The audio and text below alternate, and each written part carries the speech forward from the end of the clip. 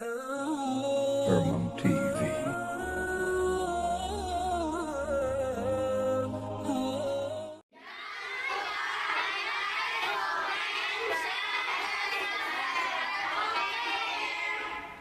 Assalamualaikum warahmatullahi wabarakatuh. Alhamdulillahilladzi arsala rasulahu bil huda wa dinil haqq liyuzhirahu 'alad dini kullihi walau karihal musyrikun. Asyhadu an la ilaha illallah wahdahu la syarika lah wa asyhadu anna sayyidana Muhammadan 'abduhu wa rasuluhu la nabiyya ba'dah. Allahumma salli ala sayyidina Muhammad wa ala alihi wa sahbihi ajma'in, amma ba'd. Bapak Ibu sekalian, jemaah salat fardu maghrib yang dirahmati Allah, alhamdulillah kita sampaikan pujian dan syukur kita kepada Allah Subhanahu wa taala. Pada malam ini kita kembali dapat hadir bersama di masjid yang kita cintai ini dalam rangka memenuhi panggilan Allah melaksanakan salat fardu maghrib, tadinya berjamaah. InsyaAllah sebentar lagi, kurang lebih 40 menit lagi, kita akan melaksanakan salat fardu isya. Menunggu waktu isya seperti biasa, ba'da maghrib pada hari Rabu ini, kita mendengarkan kajian keagamaan. Kemudian salawat dan salam kita sampaikan kepada Nabi kita Muhammad sallallahu alaihi wasallam. Allahumma salli ala Muhammad wa ala alihi wa sahbihi ajma'in. Bapak Ibu sekalian yang dirahmati Allah, kajian kita sebelum ini, sebelum masuk bulan Ramadan,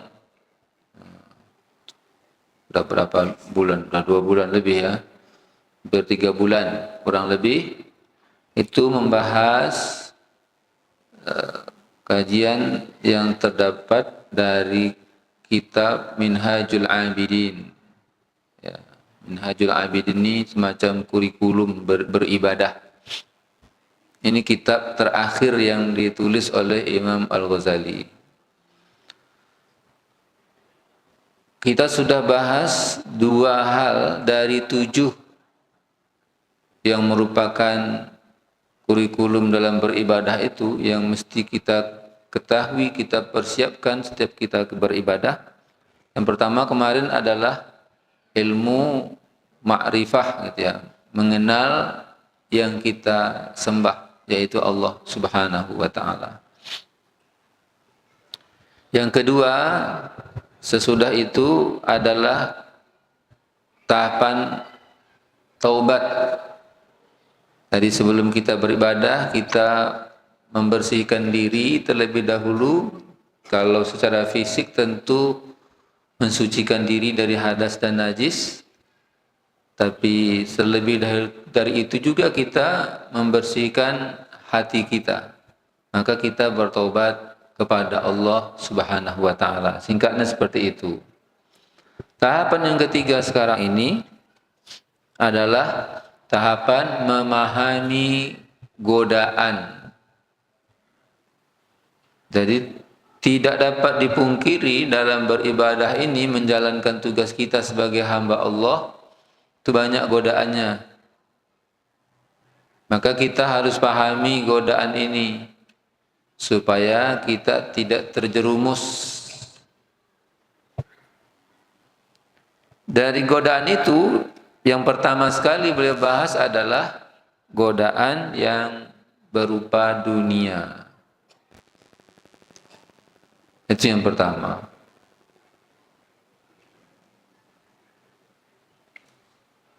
Dari pengalaman kita beribadah, ya banyaklah yang berupa dunia ini mengganggu kita. Azan sudah berkumandang di masjid, di seluruh penjuru kota ini. Semuanya kedengaran dari depan, dari belakang, dari kiri, dari kanan, azan kumandang. Yang di pasar sedang berjualan, pembeli sedang banyak pula. Kita mau pergi sholat. Kira-kira mau didahulukan, godaan juga namanya itu kan. Dunia itu juga namanya itu. Nah,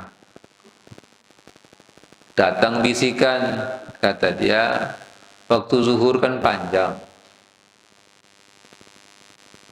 Tunggu sebentar lagi juga bisa sholat. Sementara yang belanja ini ramai. Kalau ditinggalkan, rugilah kita. Harusnya untung banyak, dapat untung sedikit. Nah, itu godaan kan? Godaan. Tak jadi pergi jemaah. Nanti aja. Orang udah selesai sholat, masih ramai juga lagi. Udah jam 2 hari. Ramai juga, tambah rupanya tambah agak sore, tambah ramai pembelinya. Karena panas sudah kurang. Ya kan? Semakin ramai. Udah jam 2.30 masih seru juga lagi. Sampai jam 3. Udah dekat dah mau asar. Ini tak jadi nih, pergi juga lah jadinya sholat kan. Itu godaan dunia. Orang di kantor digoda juga. Ini lagi rapat, rapatnya tanggung. Sikit lagi ini selesai lah nih. Datang azan kumandang, Allahu Akbar, Allahu Akbar. Kita dengar sebentar dulu ya azannya. Berhenti dulu sebentar. Dia dengar azan tuh, dengar aja.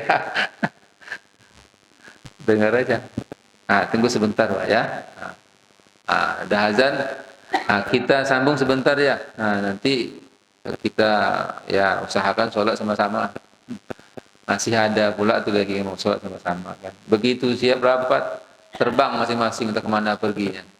Tidak ada yang sholat berjamaah. Sholat masing-masing.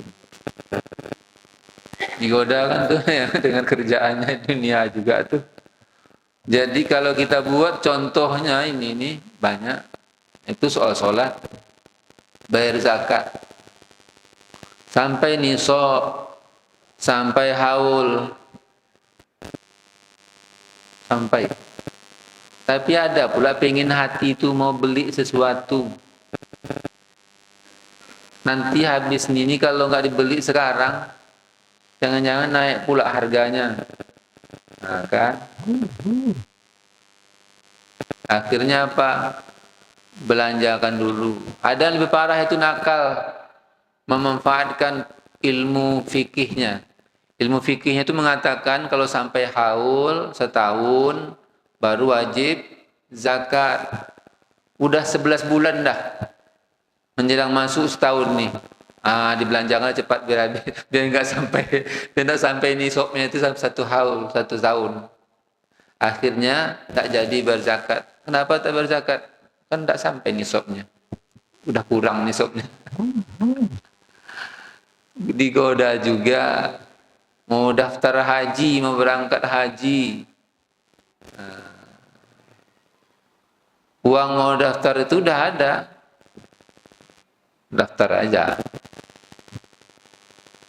Tapi banyaklah angan-angan tuh jalan kan kemana-mana. Pikiran tuh ingin ini, ingin itu, ingin segala macam.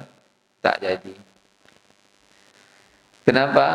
Karena dunia. Itu contohnya.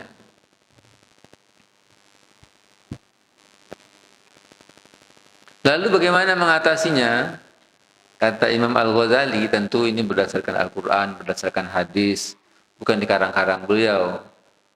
Cara mengatasinya, kata beliau adalah, di sini disebutkan yang pertama, zuhud, namanya zuhud. Apa alasannya maka zuhud itu diperlukan?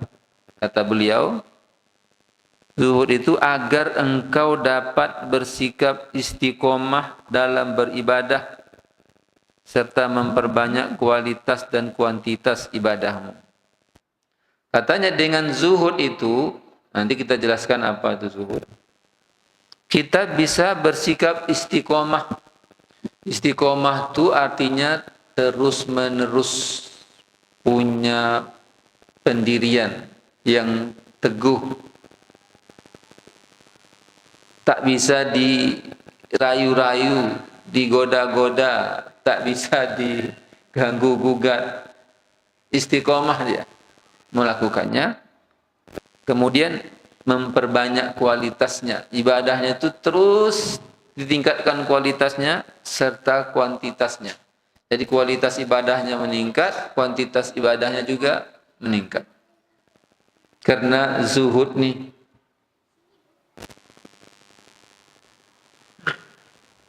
Nanti kita mau lihat apa benar zuhud tuh sehingga bisa dia membuat kita itu istiqomah.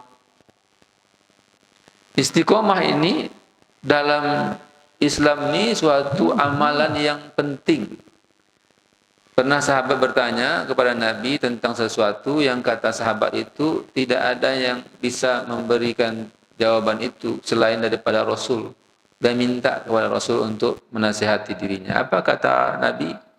Katakanlah amantu billah, saya beriman kepada Allah, tsumastaqim, kemudian istiqomahlah. Istiqomah inilah paling susah. Tapi dengan zuhud nih bisa buat orang istiqomah dalam ibadah. Yang kedua katanya tadi bisa memperbanyak kualitasnya. Ibadah nih, solat umpamanya dari kecil dulu sampai kita tua sekarang nih, solat tuh macam itu juga. Awalnya takbiratul ihram, akhirnya salam. Tak berubah. Yang berubah itu apa? Kualitas ibadahnya. Nah, kalau dahulu mungkin kita sholat waktu masih kecil-kecil karena takut sama ayah, sama ibu. Sholat, awas kalau tak sholat ya, besok tak dikasih jajan kata mamanya. Nah, kan takut. Bisa juga sholat karena ikut-ikutan. Orang lain sholat, dia sholat. Orang lain datang ke masjid, dia datang ke masjid. Namanya juga anak-anak kan. Nah, orang sholat, dia sholat juga. Tapi sholatnya sambil cerita sama kawan sebelahnya. Sholat juga dia katanya kan. Jadilah daripada tidak ya kan. Nah, setidaknya dia mau datang ke masjid dulu. Sholat dia tapi sambil cerita.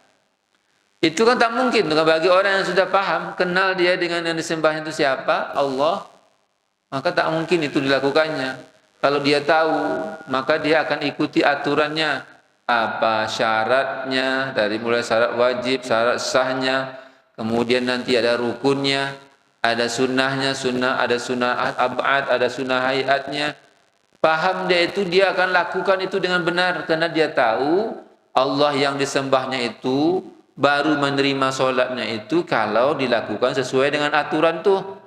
Kalau tak sesuai dengan aturan tuh dia tidak diterima. Nah, jadi enggak sembarangan gitu. Nah, mulai ada kesadaran karena dia sudah kenal dengan Allah itu, makanya awalnya tadi itu kita itu ma'rifah ya, ilmu ma'rifah, mengenal Allah Subhanahu wa taala. Nah, meningkat sedikit kualitasnya, dia pingin kalau menghadap Allah Maha Suci, dirinya juga suci. Jadi bukan sekedar suci bertoharoh dari hadas kecil, hadas besar, tapi juga suci hatinya ini. Ikhlas hanya untuk Allah. Dia tidak mau membawa beban dosa yang banyak, maka dia bertobat, beristighfar sesering mungkin di setiap harinya. Dia ingin kalau nanti berhadapan dengan Allah yang Maha Suci itu, dia juga dalam keadaan suci. Kalaupun kotor, enggak kotor-kotor kali gitu loh. Nah, ada kesadaran untuk peningkatan kualitas dirinya. Nah, kemudian apa lagi? Ilmunya terus ditingkatkannya dengan pemahaman yang benar. Begitulah seluruh ibadah itu dilakukan. Supaya apa? Supaya kita itu memang merasa menjadi hamba Allah Subhanahu wa taala. Kita itu betul-betul menghamba kepada Allah Subhanahu wa taala.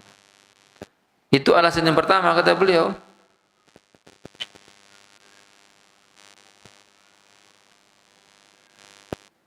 Jadi oleh karena itu antara ibadah kita dengan dunia ini seolah-olah nggak bisa disatukan. Ada yang mengatakan antara dunia dengan ibadah ini seperti antara timur dan barat. Kalau kita berjalan ke timur, itu mau tak mau akan meninggalkan barat. Kalau berjalan ke barat nanti mau tak mau meninggalkan timur. Begitu juga lah dunia ini dengan akhirat. Kalau kita menjadikan dunia sebagai tujuan, akhiratlah tinggal. Kalau akhirat itu menjadi tujuan, dunia tertinggal. Apakah begitu? Ada dua hadis di sini yang sangat menarik untuk kita perhatikan. Ada yang pertama dari Abi Darda radhiyallahu an. Katanya, "Zawaltu an ajma'a bainal ibadati wa tijarah." Aku berusaha keras untuk menggabungkan antara ibadah dengan tijarah, dengan berdagang. Falam yajtami'a. Namun keduanya tak bisa bersatu, tak bisa dikumpulkan. Katanya, fa aqbaltu 'ala al-ibadah, lalu aku memilih mengerjakan ibadah, wa taraktu tijarah, dan meninggalkan berdagang. Karena dia rasa berdagangnya itu mengganggu ibadahnya. Selanjutnya dalam hadis yang lain dari Umar radhiyallahu an, Umar bin Khattab, "Lau kanata mujtami'aini li ahadin ghairi." Seandainya atau apabila keduanya, dunia dan ibadah itu bisa berkumpul pada diri seseorang selain aku, katanya, lajma'ata li, maka aku juga, katanya, maka keduanya dapat pula berkumpul dalam diriku. Lima a'tani Allah minal quwwah wal lain. Sebab Allah Ta'ala telah pula memberikan aku kekuatan dan kelembutan. Jadi artinya Umar bin Khattab mengatakan, kalau seandainya ada pada seseorang bisa mengumpulkan antara dunia dengan ibadah, tentu aku juga bisa melakukan hal itu. Jadi artinya, kalau diumpamakan seperti contoh hadis yang pertama, antara ibadah dan berdagang, bisa dikumpulkan, maka kalau orang lain bisa, kenapa aku tak bisa? Begitulah kira-kira kata Umar bin Khattab. Maka ini menunjukkan bahwa di dalam Islam itu ada dua tipe orang. Ada yang memang betul-betul hidupnya itu ibadah semata-mata, dan tidak mau berdagang, berusaha dan lain sebagainya. Hanya sekedar menyambung hidup saja kalau berusaha. Yang kedua, ada orang yang memang mengumpulkan kedua-duanya. Beribadah juga, tapi mengurus dunia ia juga. Dan yang seperti inilah yang kebanyakan terjadi di tengah kita. Bagaimana caranya? Maka ibadahnya ini tidak dijadikan sebagai tujuannya, tetapi hanya dijadikannya, dunianya itu tidak dijadikannya sebagai tujuannya, tetapi dijadikan sebagai alat untuk mencapai akhiratnya. Jadi dua-duanya ibadah. Ibadah seperti sholat menjadi ibadah, ibadah berusaha, berdagang, dan lain sebagainya itu juga menjadi ibadah. Dan sahabat kita lihat banyak yang seperti itu. Bahkan Umar bin Khattab sendiri, Abu Bakar As-Siddiq, kita kenal, Utsman bin Affan, Abdurrahman bin Auf. Ini sahabat-sahabat yang kaya raya. Ya, kalau kita lihat bahkan Utsman bin Affan ini sampai sekarang pun masih ada peninggalan kekayaannya itu yang dapat dinikmati oleh banyak umat Islam sampai sekarang. Jadi menjadikan pekerjaannya itu juga sebagai ibadah kepada Allah Subhanahu wa taala. Memang kalau kita lihat dalam pengertian tujuannya seperti apa disampaikan di dalam hadis, umpamanya fama ruwiya 'anin nabi sallallahu alaihi wasallam annahu qala, apa kata Rasulullah, man ahabba dunyahu aw darra bi akhiratihi, barang siapa yang mencintai dunianya maka akan merusak, akan membahayakan akhiratnya. Dan sebaliknya, wa man ahabba akhiratahu aw darra bi dunyahu, barang siapa yang mencintai akhiratnya maka akan membahayakan dunianya. Fa atsiru ma yabqa ala ma la yabqa, maka utamakanlah apa yang kekal daripada apa yang akan binasa. Apa itu? Dunia. Jadi akhirat, ya, akhirat itulah yang kekal dan dunia itu akan binasa. Maka yang dijadikan goal, tujuan akhir dari hidup kita itu haruslah akhirat, sementara dunia mesti kita jadikan sebagai alat untuk mencapai akhirat itu. Alasan yang kedua, Kata Imam Al-Ghazali, kenapa sifat zuhud itu dijadikan sebagai alat untuk melawan dunia sebagai godaan? Katanya adalah karena zuhud itu akan menambah jumlah nilai amal. Jadi dengan zuhud itu nilai amal kita tuh meningkat. Kata Rasulullah dalam sebuah hadisnya, katanya rakaataini min rajulin alimin zahidin qalbuhu khairun wa ahabbu ila Allah jalla jalaluh min ibadatil muta'abbidin ila akhirid dahar. Apa kata Rasulullah? 2 rakaat yang dikerjakan oleh alimin, rajulin alimin, seseorang yang alim, zahidin qalbuhu, orang yang zuhud hatinya, khairun, itu lebih baik kata Rasulullah, wa habbu ilallah, dan lebih disukai oleh Allah jalla jalaluh min ibadatil muta'abbidin, daripada seorang yang beribadah saja, dalam pengertian tidak alim, tidak zuhud, kata Rasulullah, hingga akhir masa, selama-lamanya tidak akan pernah menjadi lebih baik kecuali orang yang zahid, alim, dan zahid hatinya dalam beribadah. Itu menunjukkan bahwa beribadah dengan sifat zuhud itu akan dapat meningkatkan nilai suatu ibadah. Bapak Ibu sekalian yang dirahmati Allah, kemudian apa makna zuhud ini dan bagaimana kenyataannya dalam praktik kita sehari-hari? Menurut ulama Ahlus Sunnah, zuhud ini ada 2. Pertama namanya zuhud makdur. Zuhud makdur ini zuhud yang terukur. Zuhud yang seorang hamba memiliki kekuatan untuk melakukannya. Dia mampu melakukannya. Bagaimana realisasinya zuhud yang seperti ini? Nah, ini kita coba perhatikan. Mudah-mudahan kita bisa melakukannya. Pertama, tidak mengejar urusan dunia apapun yang tidak ia miliki. Jadi dalam bahasa Indonesia ini diterjemahkan dengan tidak mengejar. Kalau dalam bahasa hadis kita lihat ada kata aroda yuridu, menginginkan. Jadi orang yang zuhud ini tidak mengejar urusan dunia apapun yang tidak ia miliki. Kenapa tidak dikejarnya? Karena dia dunia ini hanya dijadikannya sebagai alat untuk mencapai akhiratnya. Sebenarnya apa sih dunia ini? Isinya banyaklah, semua yang ada di dunia ini yang menarik kita, itulah yang dimaksud dengan dunia di sini. Kalau kita ingat seorang pendakwah terkenal, ya, kita kenal dengan dai sejuta umat dulu, Zainuddin MZ, dia buat contoh ada 3 yang isi dunia. Yang pertama ada kata harta, ada dunia, ada tahta, ada wanita. Harta, tahta, wanita. Ada 3 ta. Kata Zainuddin MZ dulu, saya ingat ibu-ibu dengan ceramahnya. Itu contoh harta. Apa orang yang mukmin tak boleh punya harta? Tentu boleh. Tapi ini dijadikan sebagai alat untuk bekal dia di akhirat. Sementara orang yang mengejar dunia ini, harta ini memang menjadi tujuannya.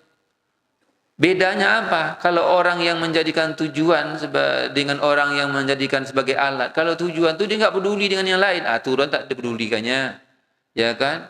Dia bahkan melalaikan kewajiban-kewajibannya kepada Allah, karena dia tujuannya dunia itu aja, harta itu. Kalau dia tujuannya untuk ibadah, maka ketika dia berusaha mendapatkan harta itu, dia tetap memperhatikan rambu-rambunya. Ini ada halal, ini ada haram. Kalau yang halal dilakukannya, yang haram ditinggalkannya, yang syubhat ditinggalkannya. Karena dia khawatir, karena tujuan dia mencari hartanya untuk apa? Ya untuk kebahagiaan akhiratnya. Nah, kalau orang yang tujuannya hanya dunia saja, dia tidak peduli. Tak peduli, yang penting harta itu dapat. Yang penting jabatan itu dapat, kata tadi tahta. Yang penting perempuan yang disukainya itu, atau laki-laki mungkin kalau bagi perempuan yang diinginkannya itu dapat. Tak peduli caranya haram atau bukan. Nah, yang penting dapat. Maka yang terjadi itulah. Bahkan yang mencuri uang sampai miliaran, triliunan itu kita lihat bukannya orang yang memang miskin susah makan. memang kaya raya orangnya. Kenapa tuh? Karena nafsunya itu jadi tujuannya, itu jadi masalah. Bagaimana orang seperti itu mau sholat? Sholat, beramal soleh itu semuanya hanya untuk menunjukkan ke orang bahwa dia orang baik, biar diangkat dan jadi pemimpin ya. Kan itu. Tujuannya seperti itu kan, sholat. Nah, tapi kamera itu dari kiri, dari kanan, dari depan, dari belakang. Khusus-khususnya Allah Akbar. Nah, besok tidak payah lagi besok kalau alhamdulillah mendarik. Begitu juga yang lain-lainnya. Pokoknya yang dunia itu isinya seperti itu. Selagi kita mengejar dunia ini, berarti kita bukan orang yang zuhud. Orang yang zuhud, dia tidak mengejarnya, urusan dunia ini. Yang kedua, orang yang zuhud ini dengan sukarela membagikan kesenangan dunia yang ada padanya kepada orang lain. Sukarela membagikan kesenangan dunia yang ada padanya kepada orang lain. Tidak terpaksa, kalau memang dia dibutuhkan. Memang daya tarik dunia ini luar biasa. Harta saja kita umpamakan. Kalau sudah kita dapatkan, itu serasa kita memang udah milik kita, betul tuh. Enggak lepas lagi itu.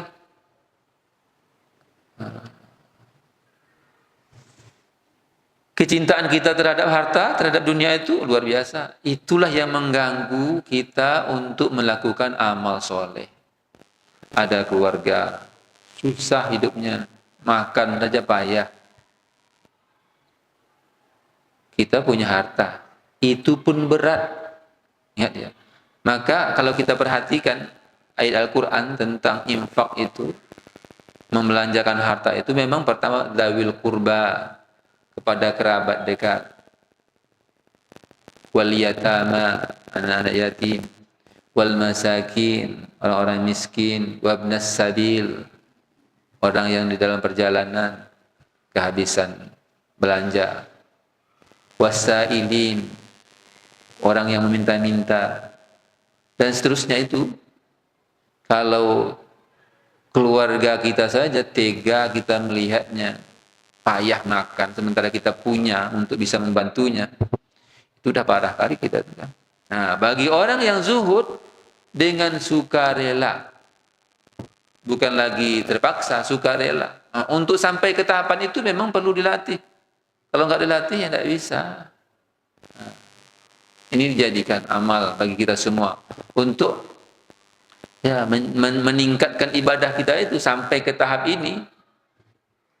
Insya Allah nanti ibadah kita kualitasnya meningkat, kuantitasnya juga meningkat. Nah, itu yang kedua. Yang ketiga, hatinya tak punya hasrat untuk memiliki dunia. Tak mempunyai hasrat, keinginan itu nggak ada. Memang dia orang berharta banyak, tapi hasrat dia terhadap dunia itu tak ada. Memang itu betul-betul dijadikannya sebagai alat untuk mencapai ridho Allah. Jadi kadang-kadang melihat orang, ya kita memang tidak mesti, tak harus pula, tak bagus pula kita menilai-nilai orang. Ya. Nah, tak ada tugas kita untuk itu. Tapi kalau pernah diceritakan dan pernah saya sampaikan juga kepada kita semua tentang ahli sufi yang hidupnya miskin dengan orang yang ahli sufi yang hidupnya kaya raya. Ya kan? Yang satu tinggal di desa, kerjanya ya kerja di desa lah. Bercocok tanam, mancing dan sebagainya. Muridnya itu tanya ke dia, apa masih ada orang yang lebih hebat dari tuan guru? Karena menurut muridnya ini, gurunya inilah yang paling hebat.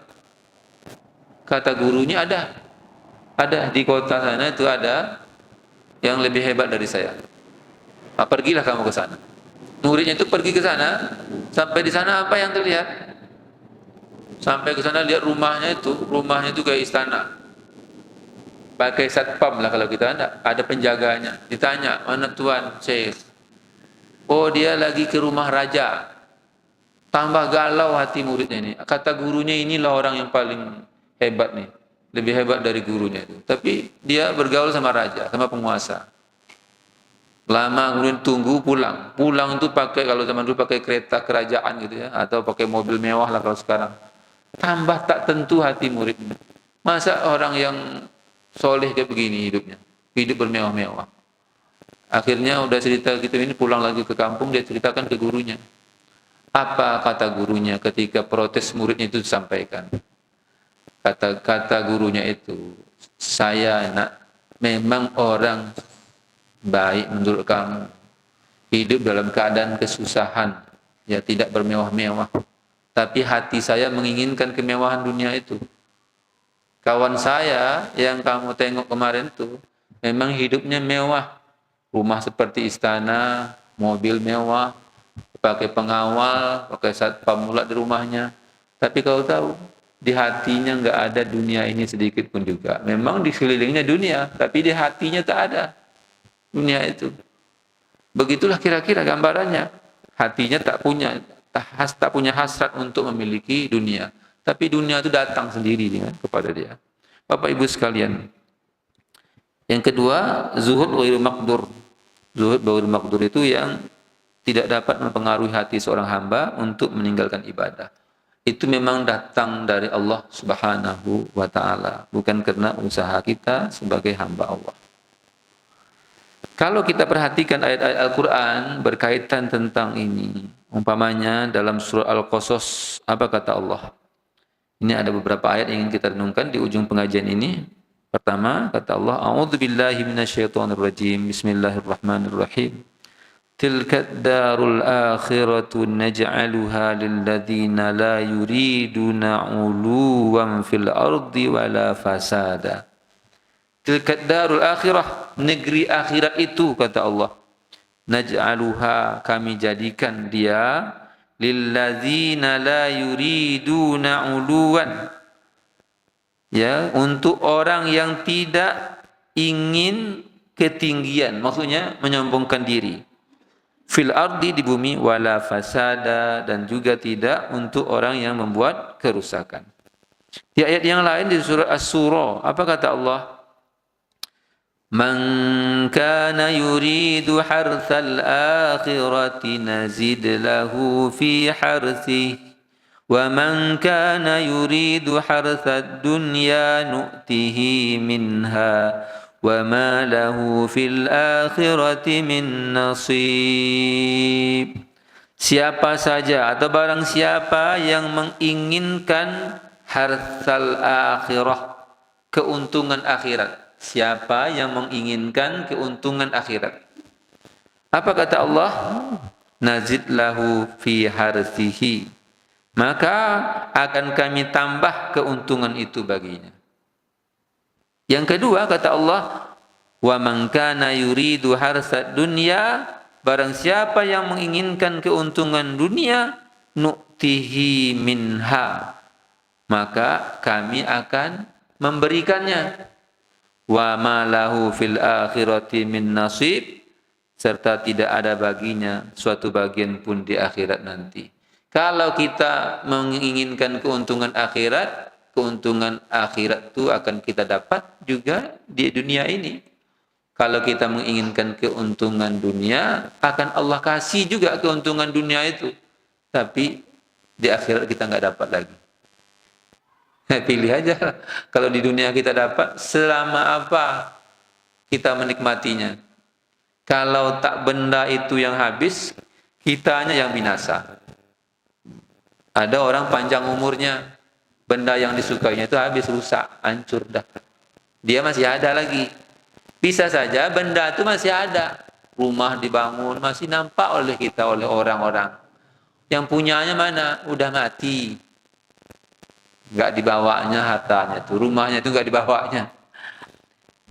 Kemudian dalam surat Al-Isra atau surat Bani Israel, man kana yuridul ajilata ajjalna lahu fiha ma nasha. Itu ayat ke-18. Ayat yang ke-19, wa man aradal akhirata wa sa'a laha sa'yaha. Barang siapa yang menginginkan al-ajilah, kehidupan sekarang, kehidupan dunia, dia minta senang-senang dunia ini. Apa kata Allah? Ajjalna lahu fiha ma nasya. Kami segerakan baginya di dunia ini apa yang dikehendaki. Minta apa dikasih sama Tuhan. minta A, minta B, minta C, minta D. Maka kalau kita melihat ada saudara kita diberi oleh Allah rezeki, kita tidak usah iri. Alhamdulillah dapat dia rezekinya. Mudah-mudahan di akhirat juga dapat dia kan. Kalau dijadikannya dunia ini sebagai alat untuk mendapatkan kebahagiaan akhirat.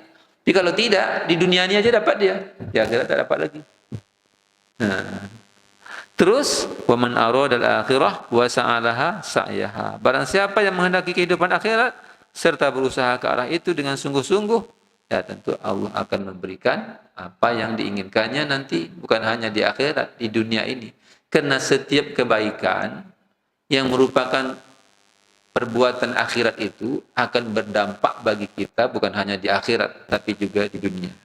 Itu makanya Allah mengatakan in ahsantum li anfusikum wa in asatum falah.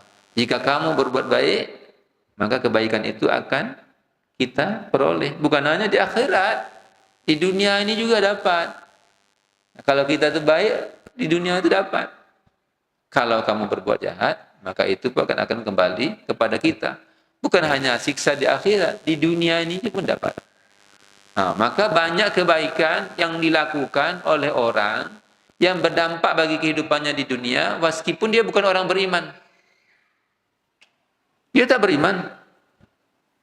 Tapi dampak kebaikannya itu dirasakannya ketika dia di dunia ini. Cuma di akhirat tak dapat dia. Karena dia melakukan kebaikan bukan atas dasar iman kepada Allah. Banyak orang berusaha keras. Banyak. Coba kalau kita jalan keluar, pergi ke tempat ke mall-mall segala macam. Orang baik-baik semua. Datang kita ke situ ramah menyambut kita. Pak, silakan masuk Pak. Ada yang bisa dibantu Pak. Kan orang baik-baik semua tu kan. Mau beli apa Pak? Ramah orangnya, baik. Tapi yang dapat dia cuma keuntungan di dunia ini saja. Seandainya itu dilandasinya dengan iman, dunianya dapat dan akhirat pun didapat. Mudah-mudahan bermanfaat. Terima kasih atas segala perhatiannya. Mohon maaf atas segala kekurangan. Subhanakallahumma wa bihamdika asyhadu an la ilaha illa anta astaghfiruka wa atubu ilaik. Assalamualaikum warahmatullahi wabarakatuh.